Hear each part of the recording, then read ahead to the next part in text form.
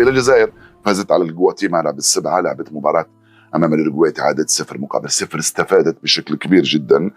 المدرب البوسني المنتخب الجزائري أعتقد بأنه استفاد من الكثير من المعطيات، الكثير من السلبيات والكثير من الإيجابيات، مع تألق أشرف عبادة وتراجع مستوى محمد لامين عمورة.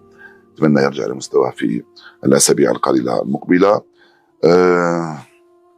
المدرب الجديد للمنتخب التونسي يبدو أنه أيضا دخل بالشكل اللائق في الخرجتين الوديتين في فترة انتقالية وفترة تحول مهمة جدا بالنسبة لصبري لاموشي المدرب الجديد للمنتخب التونسي. هذه المعطيات لحد الآن في اعتذار معطيات أخرى، لأن التوقف الدولي القادم سيكون نهاية الموسم في نهاية شهر مايو، وبعدين المونديال سيكون لنا حديث آخر دائما عن المونديال وعن الدوريات المختلفة.